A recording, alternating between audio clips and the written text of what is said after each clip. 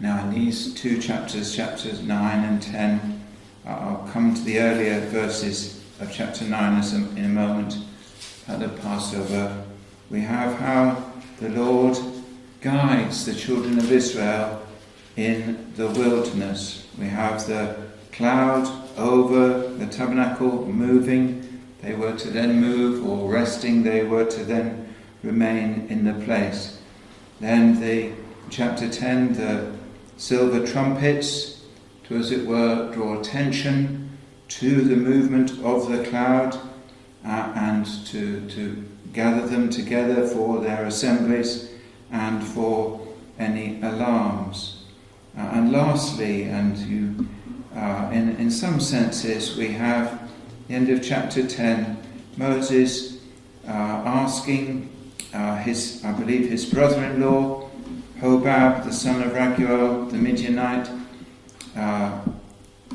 to go with them, because he knew the wilderness. Not that he would guide them where to go, but that he would help them with his expertise in how to live, how to survive in such a place. And in some measure the Lord does promise to guide us in this wilderness, the wilderness of this world, and using different means. And in one way the Lord is sovereign. We are to obey him above all. There is also the ministry of God's word, which is in a lesser sense, really more to draw attention to the Lord's commands and providence, and then the expertise of others who will help us in this world here below. But if we can begin, just the first 14 verses deals with the Passover and a problem that they had. The Lord commands them the first month, and the Lord spake unto Moses in the wilderness of Sinai, the first month of the second year after they were come out of the land of Egypt, saying, Let the children of Israel also keep the Passover at his appointed season. The 14th day of this month, the first month, at even ye shall keep it in his appointed season. According to all the rites of it, and according to all the ceremonies thereof, shall ye keep it. And they did so. It was actually the only time they kept it in the wilderness. The specific instructions, commands in Exodus 12 were that it was to be kept in the land where the Lord was giving them, and also maybe because of their movements it was inconvenient for them to keep it at other times, not out of disobedience, but simply it was the only time they would keep it in the wilderness. But there were certain men who were unclean, ceremonially unclean, because of a dead body, and they come to Moses and Aaron and sort of bring their case to them, verses 6 and 7. And those men said unto him, We are defiled by the dead body of a man. Wherefore are we kept back, that we may not offer an offering of the Lord in his appointed season among the children of Israel? And Moses said unto them, Stand still, and I will hear what the Lord will command concerning you. He had no clear guidance, so he goes to the Lord. And the Lord gives him a simple instruction. Verse 10, Speak unto the children of Israel, saying, If any man of you or of your posterity shall be unclean by reason of a dead body, or be in a journey afar off, yet he shall keep the Passover unto the Lord. But it's in the month following, the 14th day of the second month at even, they shall keep it and eat it with unleavened bread and bitter herbs, and so on. And there is a solemn caution given that if people could eat of it, could partake, and they did not, that was a very solemn breach. Verse 13, But the man that is clean and is not in a journey and forbeareth to keep the Passover, even the same soul shall be cut off from among his people, because he brought not the offering of the Lord in his appointed season. That man shall bear his sin. And also the stranger, the proselyte, the one acknowledging the Lord, they were to keep the Passover in the same way as the Israelites did. So this provision is made for any that are unclean. There's an interesting, slightly similar situation when Hezekiah celebrates the Passover. And they've not done so for many years, and he sends letters out through Israel, through the northern tribes, and many mock, but some do come. But some are unclean, and he prays that the Lord would simply accept them, which the Lord does. And there's provision made for mercy that others would be able to take. In one sense, very obliquely like the Lord's Supper. We may not have time, or we may not have great time to examine our hearts beforehand, but the Lord, we pray when we come, seek the Lord's forgiveness for any known sins, and the Lord graciously accepts.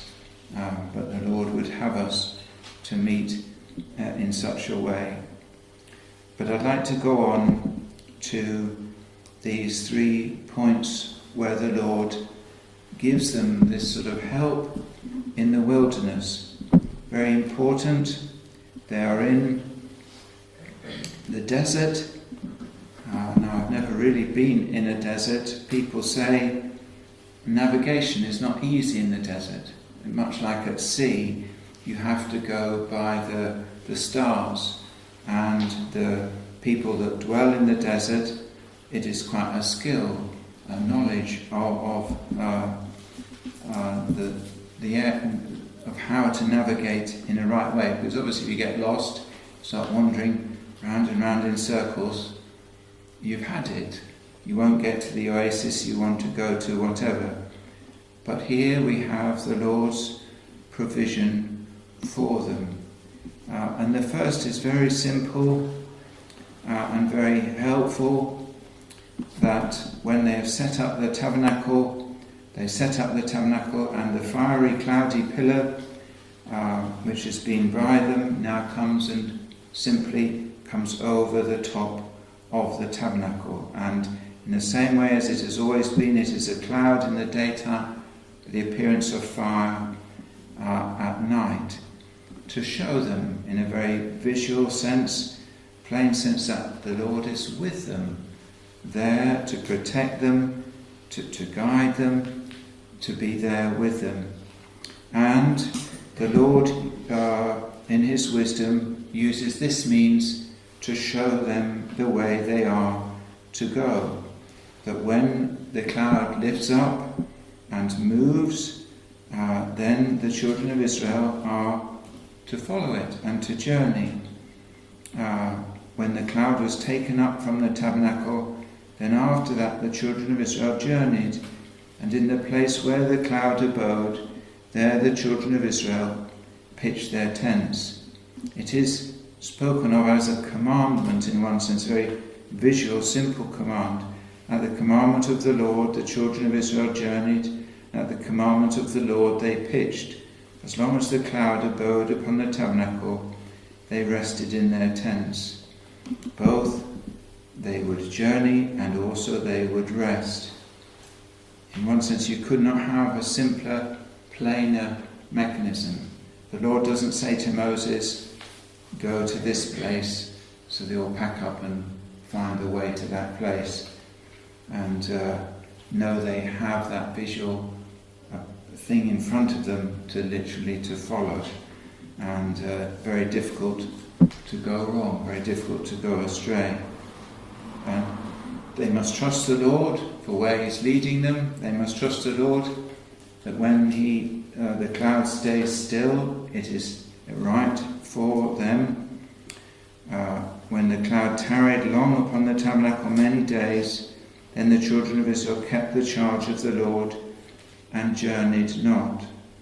And it goes into slightly more detail, even if it by day or by night they are to follow it. And he says, verse 22, whether it were 2 days or a month or a year, that the cloud tarried upon the tabernacle, remaining thereon, the children of Israel abode in their tents and journeyed not. But when he was taken up, they journeyed. At the commandment of the Lord they rested in the tents. At the commandment of the Lord they journeyed. They kept the charge of the Lord at the commandment of the Lord by the hand of Moses. And we don't read of them ever disobeying it. We read further on of their sort of quite complicated movements within the wilderness, but we never read of them disobeying this, but simply doing what the Lord guides them with his very visual hand. And it is a promise to us. I know we don't have a visual cloud or fiery pillar, but that the Lord will guide us. He promises to be with us, but part of that is that he will guide us. Part of it is that we are to humble ourselves, to seek his guidance, and to, as it were, seek what he would have us to do in life, but that also we need not worry, because the Lord will guide and will make it plain. It is both a guard against obstinacy, and that's a strong word, but just from our own situation, we were living quite comfortably in North London, and I had no great desire to move. And we had for many years, we had no ability to move. We did not own the property, we could not sell, we could not simply move. But a little while after we were given the property, we were able to move. The Lord, to us anyway, made it plain that it would be good to move. And although we didn't necessarily want to, things became quite hard with our neighbour and with the schools and other ways. And it was a sort of gentle but firm push by the Lord. And although South London is, I'm not speaking too harshly, it's definitely a bit rougher than Muswell. The Lord blessed us, the Lord provided for us, and the Lord showed us it was not a foolish thing to do, and blessed us there. But it was a sort of, we wouldn't have done it if we were just left up to ourselves.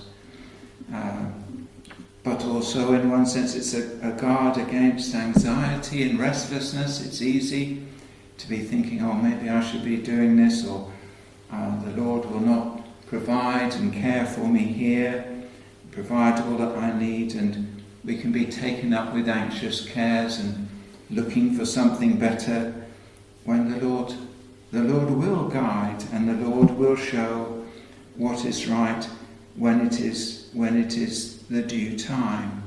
And we may trust. Obviously we are to watch and consider, but the Lord will guide and will make it plain. This could not be plainer really, and the Lord will make it plain for his children, and we can trust him in the meanwhile. It is a help in the church's life. We wish in one sense we could do this or that, but the Lord has not opened the door. So in the meanwhile, we don't, we rest. We can't. But we can trust the Lord. We are doing the Lord's will. And we are walking with him. We have his presence with us. And he will most certainly guide us. I know as a young man I might have been thinking, am I in the will of the Lord? Am I doing this, doing that, and so on? The Lord will guide, and the Lord will make plain. we can trust him. I'll just read. This is Thomas Boston. They must not stir till he give them the sign, though all the world, friends or foes, should cry, march. If they presume to do it, the cloud of glory will stay behind them, and they will find themselves entangled in the wilderness. They must not sit still when he gives them the sign to march, though all the world, friends or enemies, should cry, halt. If they do, they will find the glory of the Lord will leave them and their rest be blasted. Here lies their safety in the wilderness, in observing the word from heaven. It is very precious, and I think we sometimes forget that this world is a desert, is a wilderness, but the Lord will guide and the Lord will provide, but it's for us to humbly submit to his will and guidance. But going on, chapter 10, and it leads on really from it, we have the instructions to make silver trumpets. And the Lord spake unto Moses, saying, Make thee 2 trumpets of silver, of a whole piece shalt thou make them, that thou mayest use them for the calling of the assembly, and for the journeying of the camps. And when they shall blow with them, all the assembly shall assemble themselves to thee at the door of the tabernacle of the congregation. And if they blow but with 1 trumpet, then the princes which are heads of the thousands of Israel shall gather themselves unto thee. When ye blow an alarm, then the camp that lies on the east part shall go forward. When ye blow an alarm the 2nd time, then the camps that lie on the south side shall take their journey. They shall blow an alarm for their journeys. But when the congregation is to be gathered together, ye shall blow, but ye shall not sound an alarm. The sons of Aaron the priest shall blow with the trumpets. They shall be to you for an ordinance forever throughout your generations. 2 trumpets to be blown by the priests, very simple. When they are to gather as an assembly, to blow the trumpet, almost like one might ring the church bell to gather people. Now is the time for the gathering. Also, when there is a danger, they are to blow an alarm, and the camps, the tribes on the east side are to go forward, and then the 2nd alarm, the camps on the south side. But they are there to give a clear and a distinct call to the people of God. And I think it includes the journeyings, that thou mayest use them for the calling of the assembly and for the journeyings of the camps. In one sense, when the cloud moves so they can see it, so also, that is how I understand it, I may be wrong, the silver trumpets are to blow to gain the people's attention to this, and that they are to then follow the cloud. It also, there are promises linked to it.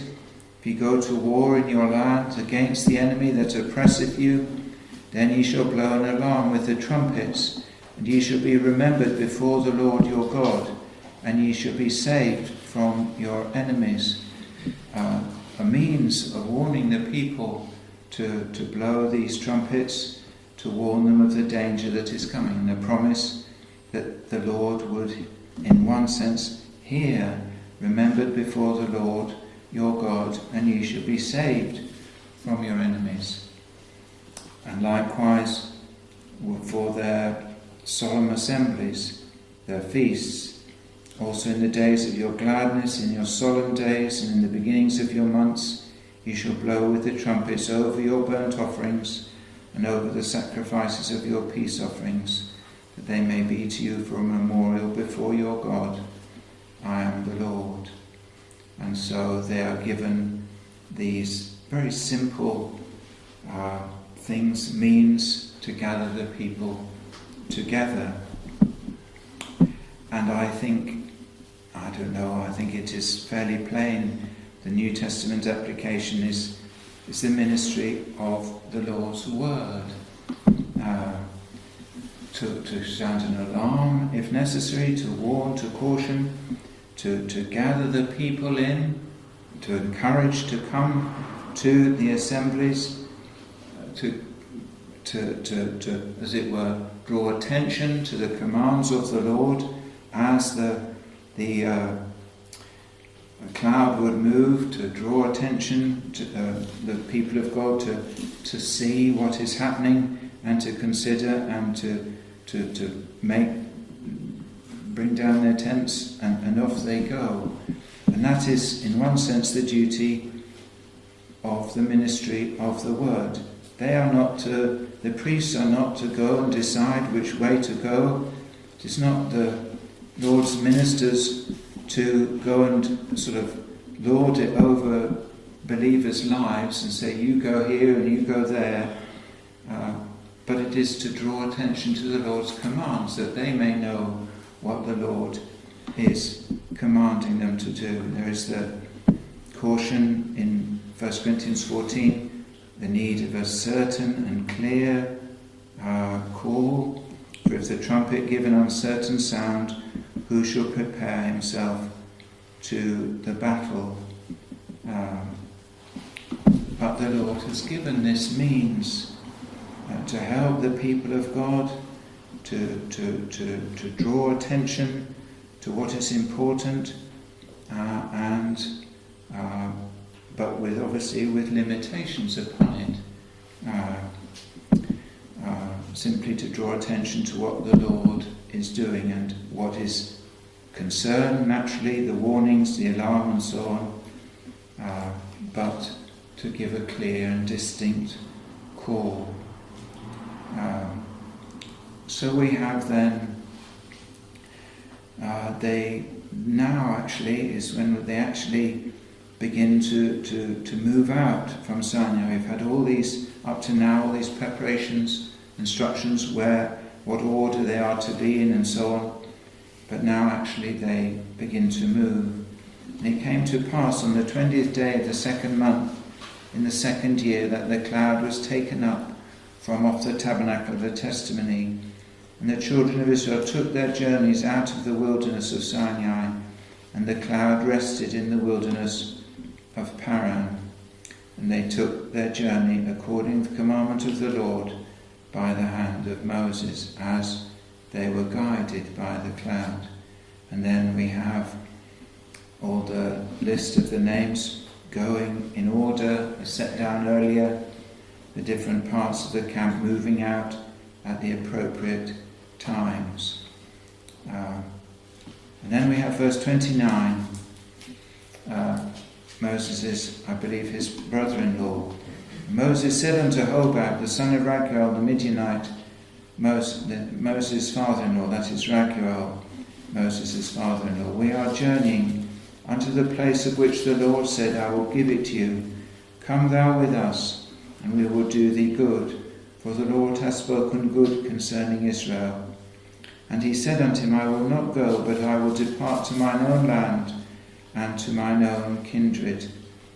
And he said, Leave us not, I pray thee, for as much as thou knowest how we are to encamp in the wilderness, and thou mayest be to us instead of eyes.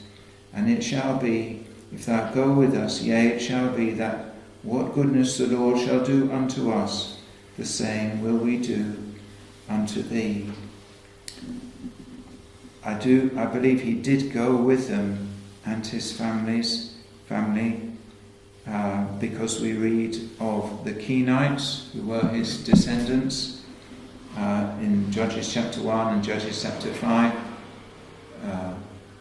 Jael, the wife of Heber the Kenite, who killed Sisera, dwelling in a tent. But Moses said, Come with us, and we will do you good.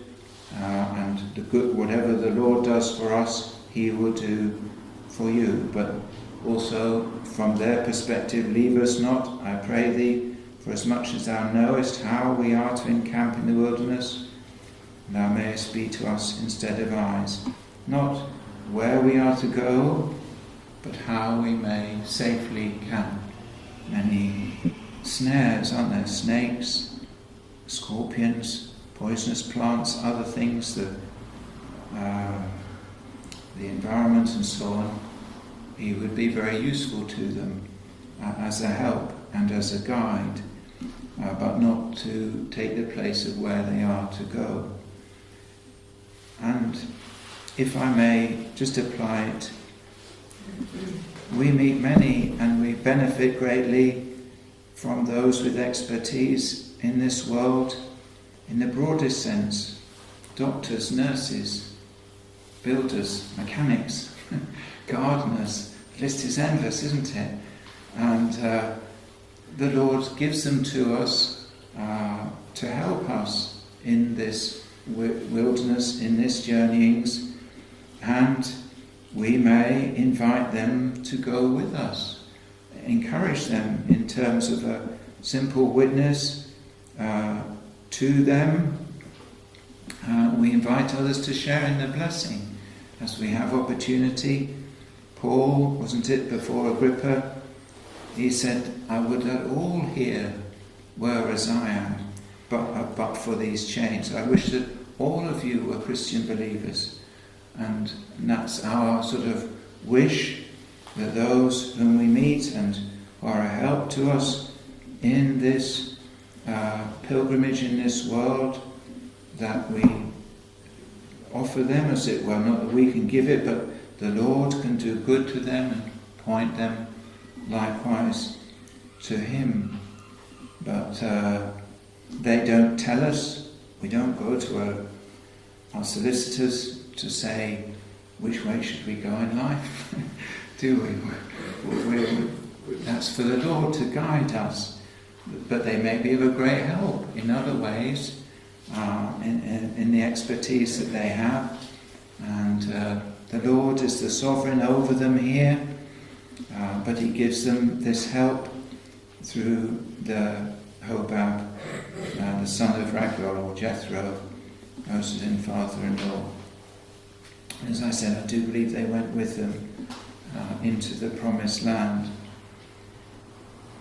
So then lastly, the last verses of the chapter.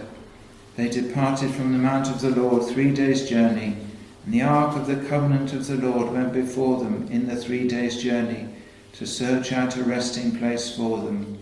And the cloud of the Lord was upon them by day when they went out of the camp. And it came to pass when the ark set forward that Moses said, "Rise up, Lord, and let thine enemies be scattered, and let them that hate thee flee before thee." When it rested, he said, "Return, O Lord, unto the many thousands of Israel." I think daily this was what he said as they set forward. But isn't it a precious picture of the Lord going with them, the ark covered over on the shoulders of the Levites, the Kohathites? And Moses says, "Rise up, Lord, and let thine enemies be scattered. Let them that hate thee flee before thee."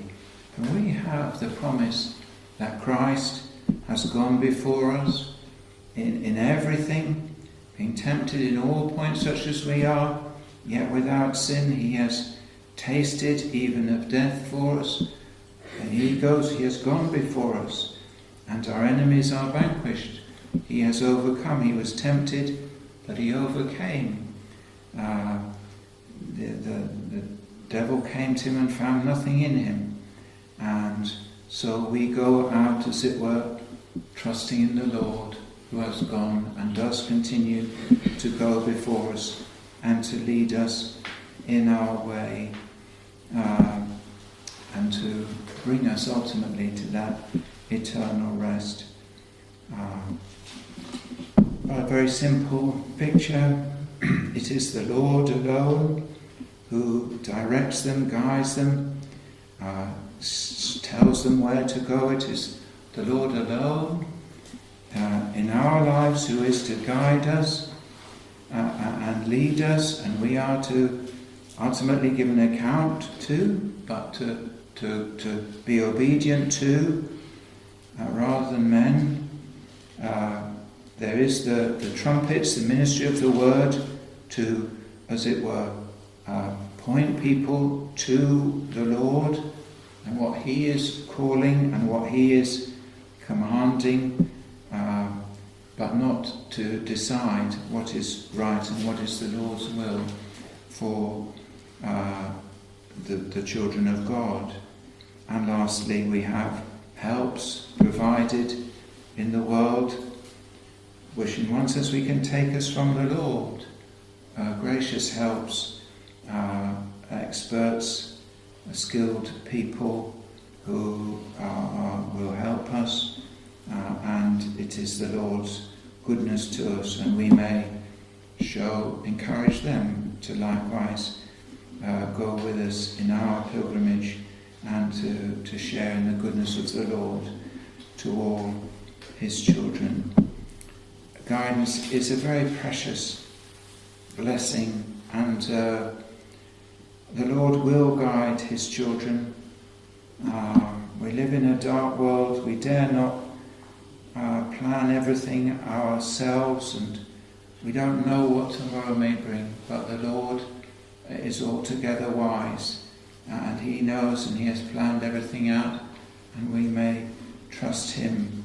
Where the cloud goes or stays,